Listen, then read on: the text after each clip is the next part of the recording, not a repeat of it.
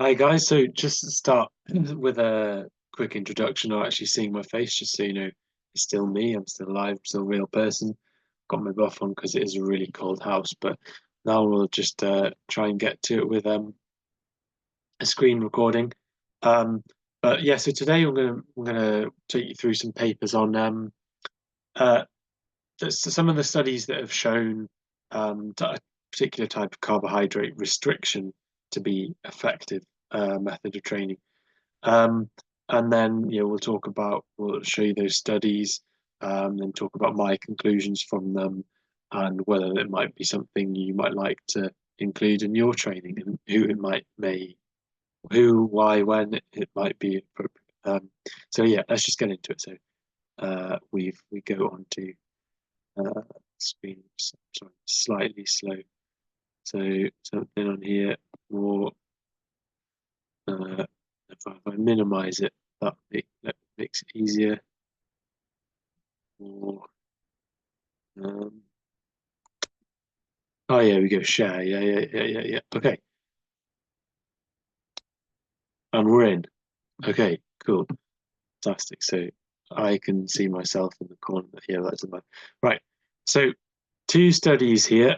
Let's this. So I was actually looking for something else, but this is just one study I found, which I was quite impressed by because it showed, in just 1 week of training, it showed so comparing the high carbohydrate one just no, so these two groups, they have the same total carbohydrate intake per day, but the only difference is they're moving around when that carbohydrate is taken in. So these are, really the top guys in the business sport nutrition: John Hawley, Louise Burke, and I've not heard the other people, but I'm sure they're very good too. So anyway, into it, so you can be confident that, this is pretty good quality research from 2016. So yeah, let's get to what you want to know. So first of all, what did they actually do? So yeah, this is maybe not a type of training week I'd set for someone. Anyway, let's roll into it. So for they've done everything properly, familiarization, just okay. So throughout the study, everyone's having 6 grams per kilo per day of carbohydrate, and that's throughout as well. So the training goes alternate days of in the evening, so after 5 o'clock, they do a high intensity session which takes an hour, and the session is 8 by 5 minutes at 85% of MAP with 1 minute recovery. So MAP is, I really don't like it. It basically doesn't exist. Like it's the last it's the like some people use it to set training zones, which I think is a really terrible idea. Because basically, yeah, is your power is the idea is it's your power at VO2 max, but depending on the ramp protocol, you can achieve VO2 max at a variety of different power outputs. Like you can achieve VO2 max at slightly over FTP, or you can achieve VO2 max at, like sprinting, like if you sprint after. Anyways, there's a variety of ways to achieve VO2 max. So to say um you have a maximal, have a power associated with being at VO2 max is just bollocks. But it tends to be quite transferable, and these ramp tests tend to be kind of similar. So when you get a ballpark idea of what MAP might be, it tends to be something around like 5, anywhere between 4 to 10 minute powers or something like that. So I tried to kind of like back calculate to work out roughly what this MAP might be, just by what would make the sessions kind of achievable, but actually still achieve what they're saying. So I figured out that this to deplete as much glycogen as they're saying it would, that's got to be at least at about threshold. So if you work off that and then back calculate the MAP, and just looking at roughly what um the kind of power output these people do end up doing relative to their VO2 max and stuff, um, it seems like roughly that 85% of MAP comes out at about FTP, which means the session is. This is I've kind of tried to transpose that into 8 by 5 minutes of 1 minute recovery at FTP within an hour's session. So I've done a warm up that's probably more, thorough than I've done there. I'd imagine probably just done some steady riding. So they start the study with basically this 20-kilometer time trial, which is the outcome measure. And then the next day they do 1 hour low intensity ride at 65% of this MAP, which actually, when you look into translating it, they could be under LT1, but I think it's quite likely this 65% of MAP is actually probably coming out as like either very close to LT1 or probably in with these training states, these people probably slightly over. So they're kind of doing like a low hour tempo ride. So that's just one first thing is basically they do this 30-minute test. They're doing like 8 by 5 minutes FTP with 1 minute recovery. So 5-minute intervals to FTP, that's not as should be quite easy with a 1 minute recovery when there's 8 of them. Oh, Jesus Christ, it's even harder. There we go. Right, so let me just delete that.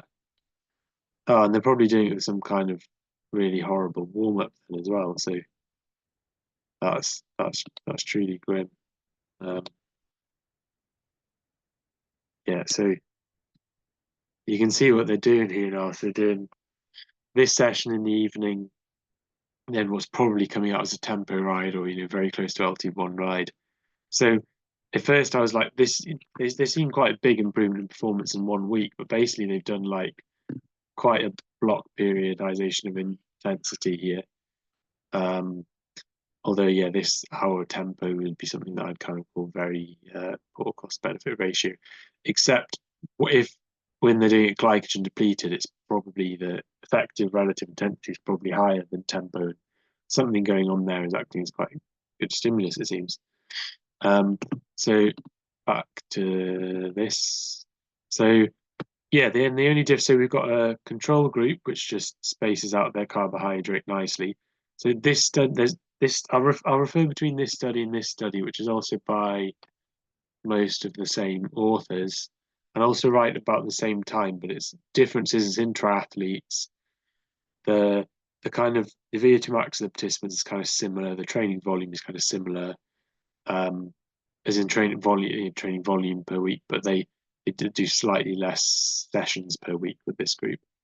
But yeah, so this study is kind of nicer because one thing advantage of having this one is, see, we've got a nice layout here. If you just if it can illustrate to you.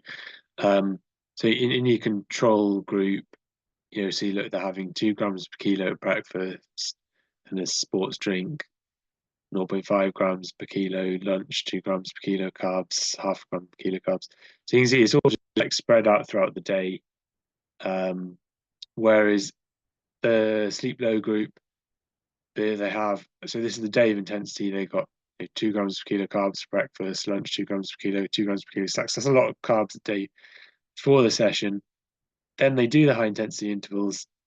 Then they have no carbohydrate after, just some protein. And then the next day they do their low intensity ride, and then they're back onto carbohydrate again. So yeah, carbohydrate through the rest of that day. Whereas you see in the other group, they're just throughout the day, just feeding carbohydrate. So yeah, so back to the study one. So this is what they do, and the performance test is a 20-kilometer time trial on an erg bike. So and then the results here. So the time to complete the 20-kilometer cycling time trial was reduced after the training period. So they all got a bit faster, but then you look, the sleep low group so they got 3.2% quicker on average. So that P equals 0.05. So that means that there is less than 5% chance that this has just happened by accident. So that's like Cohen. Well, you can actually, it's Cohen's D or something. It's just a statistical. So yeah, Shapiro-Wilk test. Yeah. So that's just another kind of thing that you can use to give confidence. So they're basically statistically significant that the people who've done the sleep low group have improved their time in the week, whereas the control group, they have actually, their time's actually got faster by 1%, but this is not statistically significant. And you can kind of see that from the graph. See, the mean is the black line, basically done nothing. And you can kind of see from the spread of individual responders. So this is another thing to take note of, is if you try this type of thing and you find it does a lot for you, like this individual here, and you see there's quite a lot of individuals that it's worked really, for whatever reason, genetics or their execution of the actual work or whatever, is worked really well for them. And you can see there's some people in there who it's kind of not done that much for, and there's some people who have responded quite well to just the regular normally distribute, just like even distribution of carbohydrate. So if you're a coach or if you're an athlete, just trying this stuff out for yourself, don't ignore the individual response. However, from this you can see basically no one's gotten slower by doing this. Whereas some people in this have actually gotten slower by doing this intervention and not. So for me, that's quite clear that this has worked better for whatever reason. Now let's dive into some of those reasons. So now let's try and have a think about the mechanisms of why this might have worked, or worked better than doing it without carbohydrate. So let's just get this diagram. So first of all, like I say, you set up to potentially have quite a big stimulus here just from the training, if the nutrition is kind of somewhat appropriate. So what they're doing is effectively they're going into this session with topped up glycogen stores so that they can do the work, so they're well fueled for the hard work. They do that, and like they say in here, they've actually specifically designed this protocol, because they use the same protocol in both papers, to deplete muscle glycogen by around 50%. So let's go into the methods.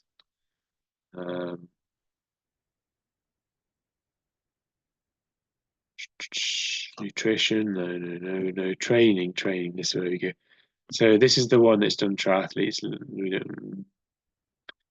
So yeah, high intensity sessions consisted alternatively in 8 by 5 minute cycling, 85% of MAP, like we talked about before, or 6 by 5 minutes running at their 10k pace. So so this protocol has been previously reported to use 50% of starting muscle glycogen stores in trained subjects. So there we go. So we're going. Let's move that. So they're going into the session, topped up muscle glycogen stores. Muscle glycogen is at least 10% depleted.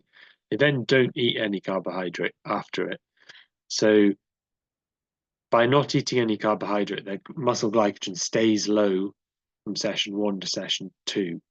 So the idea being that this session 2 is commenced with low glycogen concentrations, and therefore we get more adaptation from it.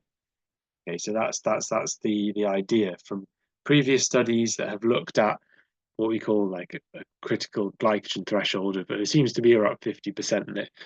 If your end muscle glycogen is about 50%, then you seem to get a lot more training stimulus. However, it's unclear from these studies whether it's about the time spent glycogen depleted, but it's quite possible that actually it's just that means you've done that much more work, and that amount of work is necessary to get the adaptations. So yeah, this is kind of a study designed to test based on that theory, and what that does seem to imply, potential implication, is that by doing this ride in a more glycogen depleted state versus the control group where they feed carbohydrates. So when you feed carbohydrates after exercise, GLUT4 is released, and that, which is a hormone that acts as like a stimulus for your body to resynthesize glycogen. So the drive for glycogen resynthesis is high post exercise. If you then actually take in the carbohydrate, it'll resynthesize a lot of glycogen. If you don't, then the glycogen levels, they will actually increase just by resting, and even that overnight fast. So that the glycogen concentration in your muscles will be higher for this AM session than the PM session, even if you don't eat any carbohydrate, you just go to sleep, watch telly or whatever.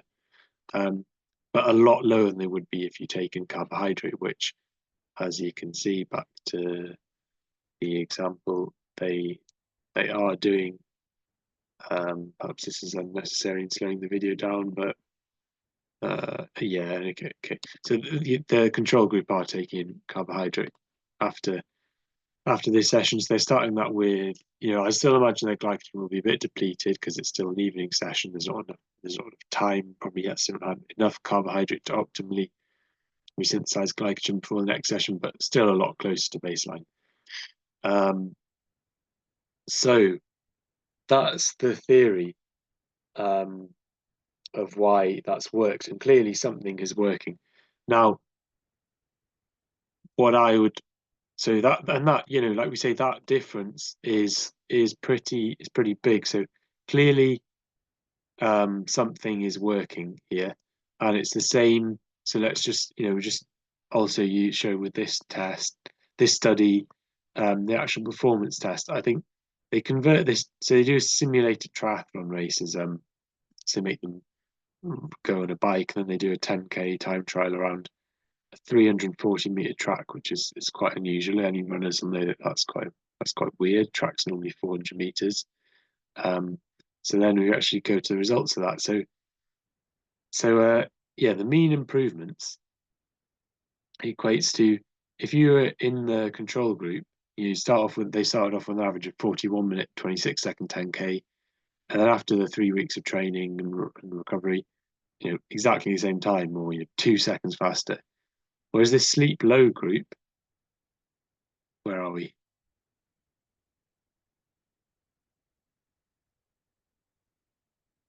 Oh yeah, so sleep low group increased. Yeah, this was a rubbish test. This cycling time to exhaustion. Ignore that.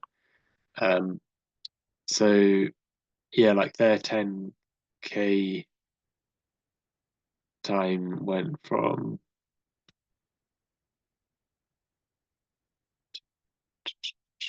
it was like 13. No, do we don't want that? Yeah, here we go. So sleep low group improved their running time pre 40 minutes 23 seconds.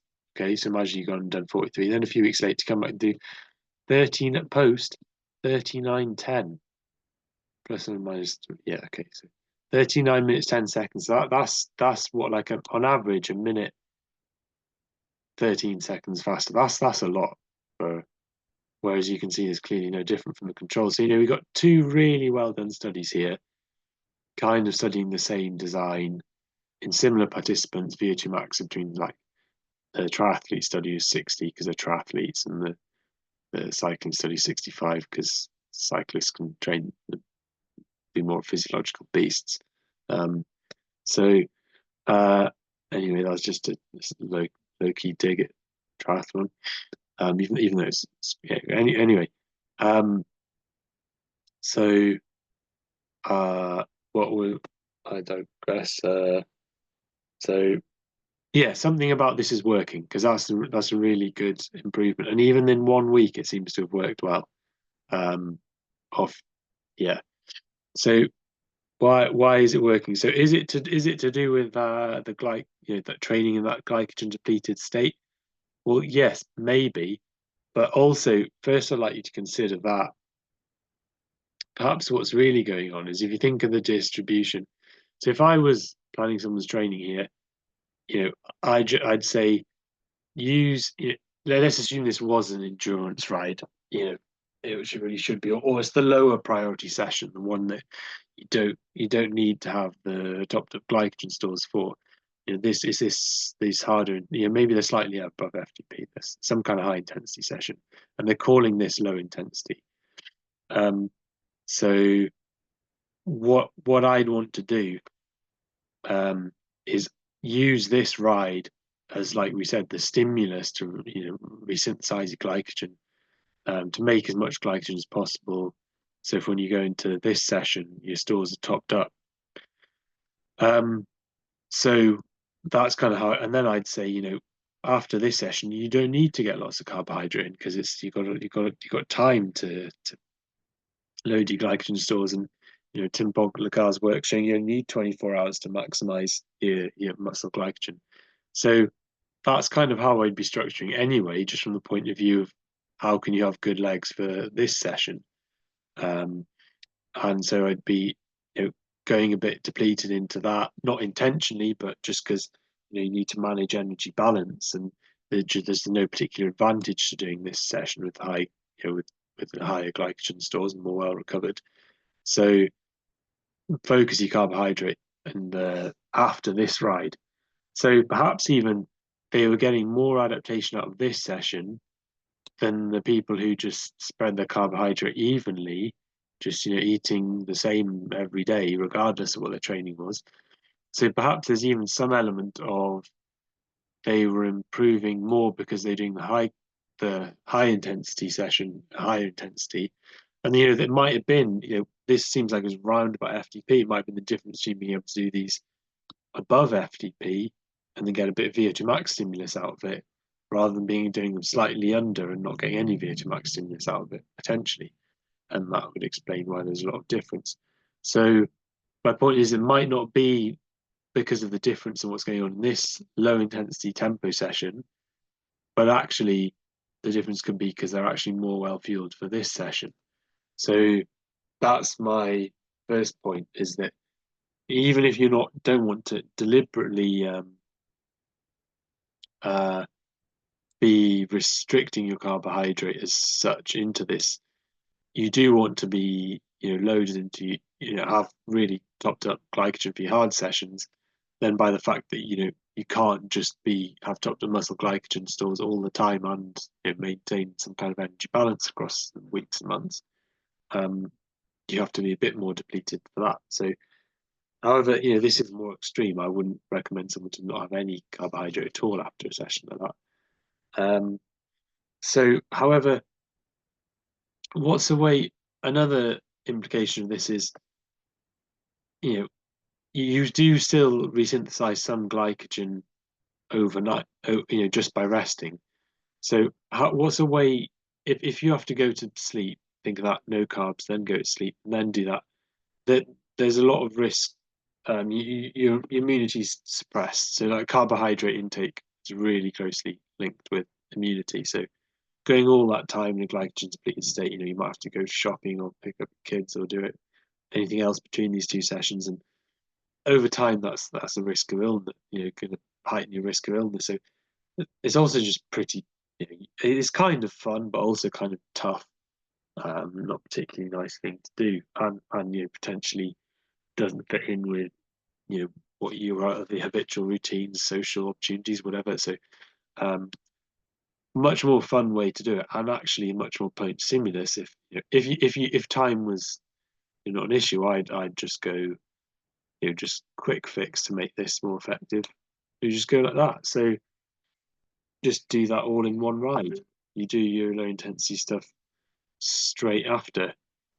So that would be, my just one way of quickly swapping this around to get more effect. Or as we say, from this you can take away that there is a benefit to riding in a glycogen depleted state, and you get a much more potent stimulus. So how would I change this if you've got more time and you want to make the stimulus?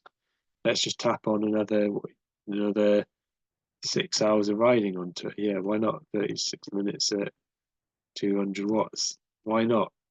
So just spend another 6 mid-hours in that glycogen depleted state.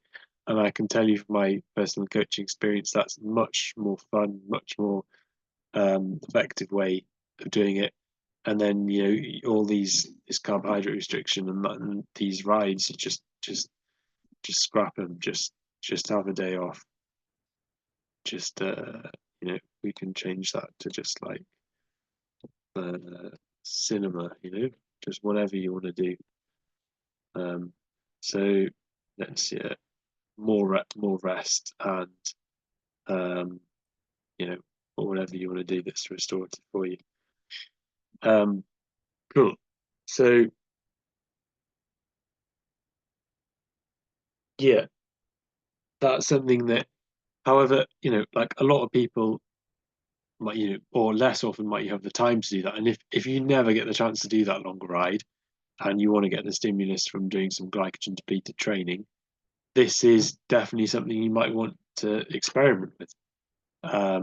So yeah, I would, it has made me think maybe it's not made me think with some of my longer lower volume clients, it might be something I want to try out a bit more. So yeah, let me know if you have a go at any of this stuff. And let me know what if you thought any different about my interpretation of these studies.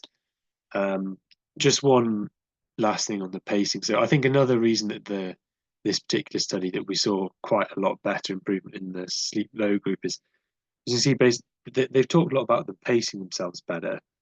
And I think it's basically just the design of the study, because they got fitter, they were actually just able to even pace. Whereas these people, like often these time trials, I've seen them done in the lab, they're done blind. So you can't actually see the watts or anything that you're doing. So people always tend to start off hard, die, and then they do a sprint at the end. Like start off a bit hard, die, and then sprint the last minute.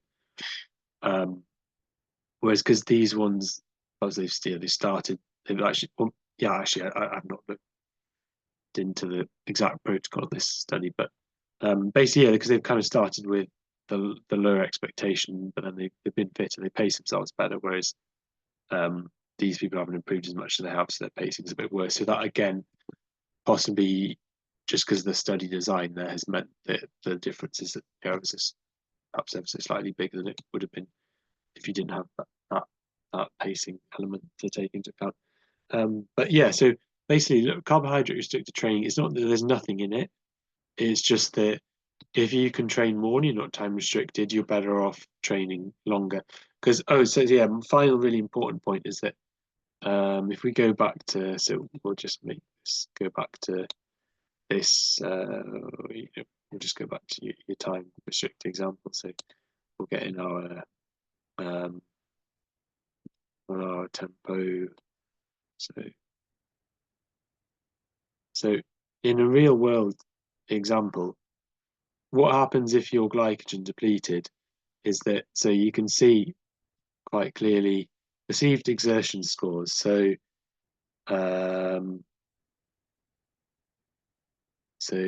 perceived exertion during training. Perceived exertion during training. RP values recorded during all low intensity training sessions performed in a fasted state for the sleep low group performed during the training were significantly higher in the sleep low group when compared with control groups at 14.3 versus 12.7. So I'll tell you what that means in the real world. So in these, their intensity is fixed, but I'll tell you what that means in the real world is that if you've got an hour at 3, whatever your training is, if you're glycogen depleted, you'll do less watts or you'll ride less, not as long. And the difference in stimulus can then start to be cancelled out to some extent by the fact you've just done less work. When you're time restricted, that's less of a factor because yes, you could have a power target and you can probably just, as long as you probably still do that. But if someone can just train more for the same RP and what was probably the same total strain on your body, the same stimulus, same induced stimulus, you most of the time you're better off just going in with a bit more muscle glycogen and actually end up doing more work, and that can counteract a lot of it. So yeah, any let me know if you try and try any of this stuff, and if you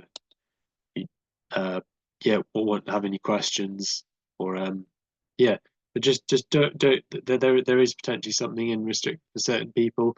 If you VO2 max 60 to 65 kind of range and you're a cyclist or a triathlete, you're a bit time restricted, this is something that you might want to try. And like I said, anyway, nothing else, it shows that how kind of to some extent how you might do things anyway of just feeling well for your hard sessions and less well for your lower intensity sessions is definitely important for training adaptation. So let me know what you think.